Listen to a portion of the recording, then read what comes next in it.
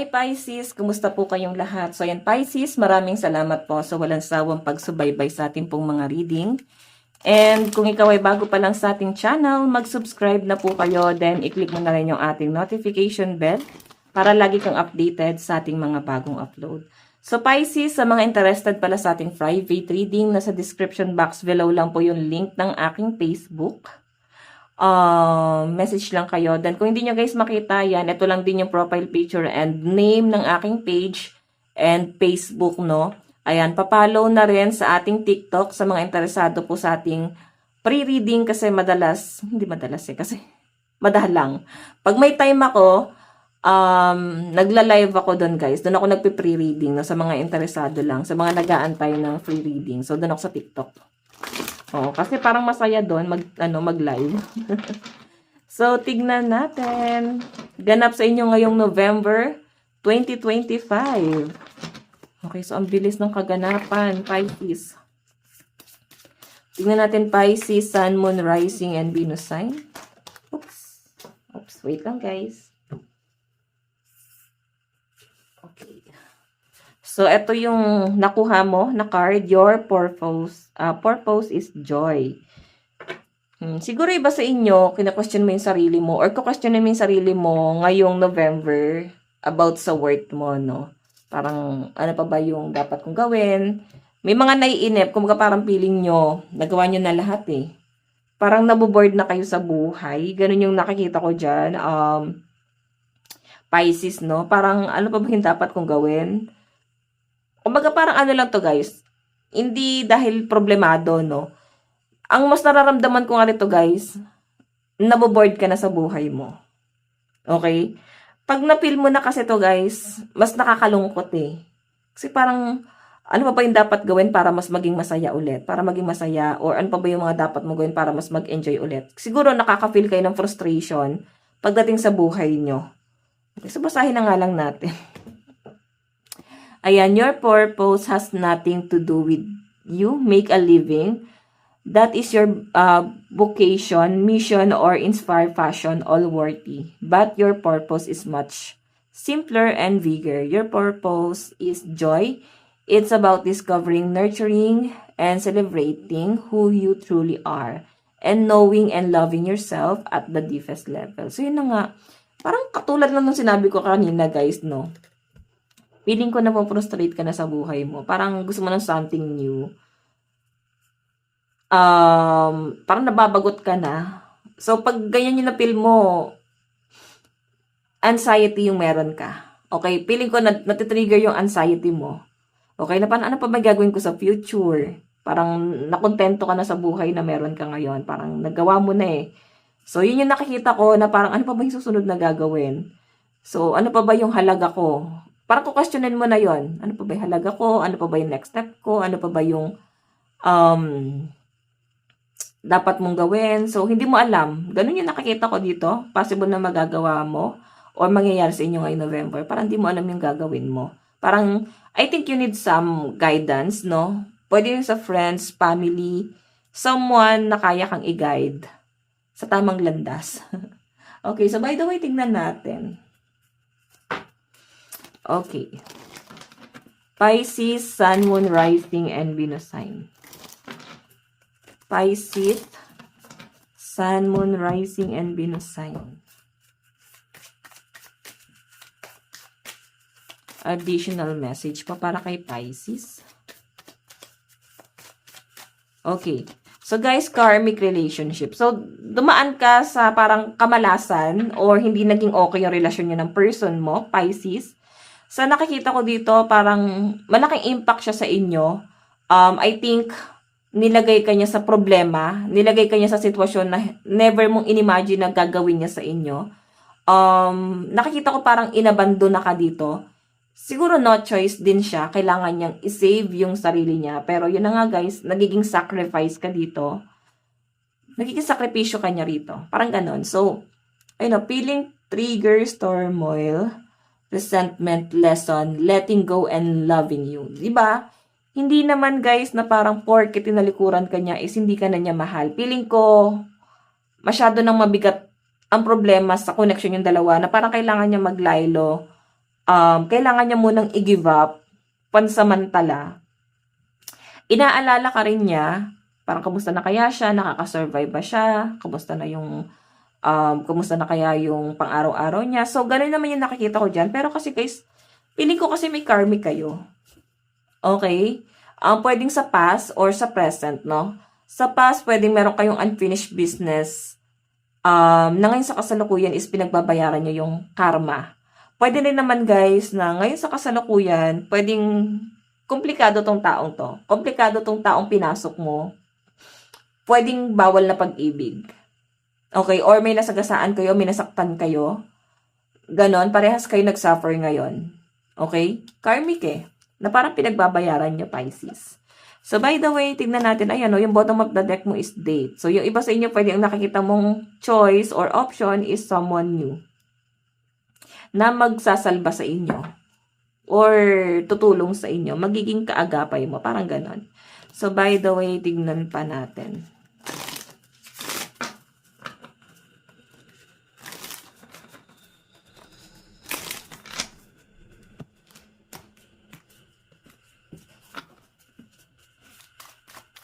Okay. Additional message. Kaganapan po kay Pisces ngayong November 2025. Meron tayong The Sword and Rose, Clarity, Truth, Revelation, Solidarity, Force, Honor, Protection, Power. Diba? Maraming parang madaming nasisiwalat sa inyo. Marami ka daw magiging realization ngayong November. And nagkakaroon ka ng parang closure sa sarili mo. Okay? Mas magiging matalino, mas magiging practical, mas magiging wise ka ngayong November. So, feeling ko ang magpaparealize sa inyo, hindi naman tao kundi experience mo mismo. Kung ano yung sitwasyon mo ngayon, parang marirealize mo siya ngayong November na parang, ito talaga yung buhay na meron ako. Parang ganon. So, by the way, stability yung pinaka-focus ng energy mo ngayong November. Ayan gusto mong ma-secure yung stability mo and gusto mo ng something na matatawag mong regular na sa inyo. Tama ba? Yung pangmatagalan na.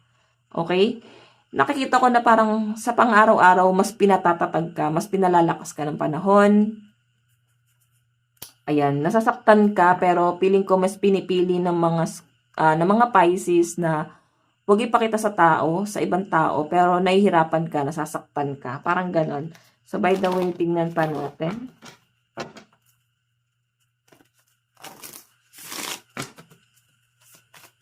Additional message.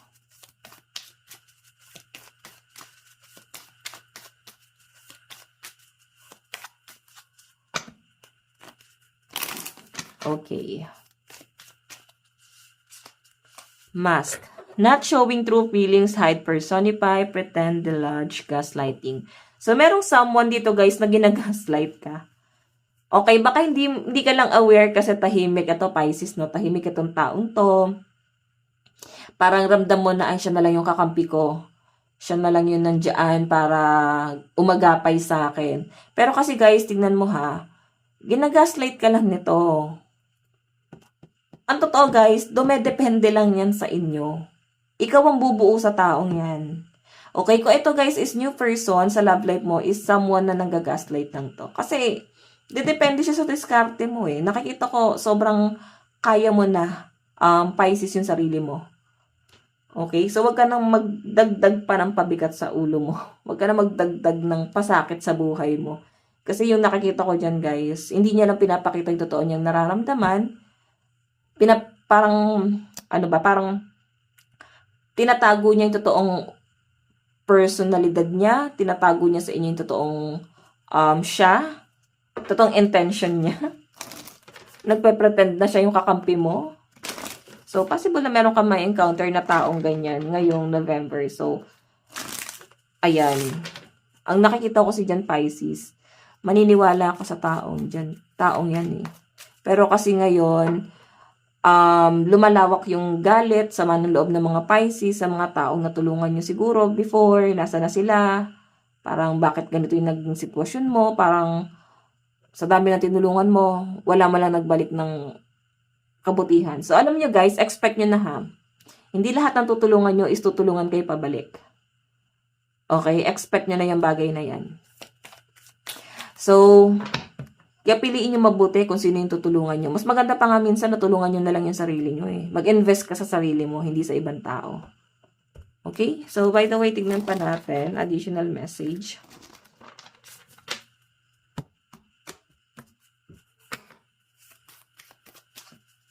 Meron tayong the golden mirror. Naku, ba't parang ang daming ang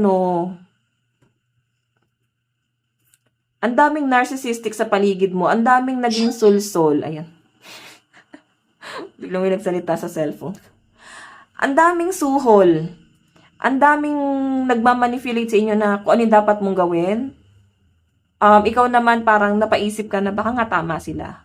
So, hindi ka aware dito, Pisces, na sila mismo yung naglagay sa inyo sa problema. Sila mismo yung naghila sa inyo lalo pababa na parang ang dating is akala nila mas makakatulong, mas makakasurvive ka doon, mas makakabuti sa iyo yung bagay na yon. Pero yung totoo kasi guys, ginagawa nila yon kasi nagbe-benefits din sila. Or magbe-benefits kuno ikaw doon sa bagay na yon. So may marireceive ka na love call, someone from the past na maghahabol sa inyo. Etong taong to guys, araw-araw niyang sinisisi yung sarili niya. Pero narcissistic kasi yan eh. Maging wise ka dito ha. Kasi, nakikita ko dyan guys na etong taong to yung naglubog sa inyo sa problema. Ito nga karmic ko. Hahabulin ka pa rin yan eh. Parang kaya natin to. Masolusyon natin tong problema na to. Pero for my opinion guys, parang wala na eh. Okay, lalo ka lang ibabaon sa problema niyan. Kaya maging wise ka. Sunglass. Ang daming stalker ng mga Pisces, oh. Daming tumitingin sa social media mo. Daming nakatingin sa inyo. Maraming naghahunting sa inyo ngayon. So, sabi dito, guys, is parang maging alerto ka sa paligid mo. Okay? Medyo nakakatakot to. Alarming na ba itong matatawag? Kasi may mga stalker ka eh. Mararamdaman mo naman yun. Parang dami nag-stalk sa akin. Okay? Tingnan natin ano tong karmic relationship. Ano tong karmic universe. Ay no, go get some fresh air. So may umalis talaga. Someone na inabandon na ka kasi para makapag-isip-isip daw siya. And nakikita ko sa mga Pisces din dito is parang lumayo ka rin dito.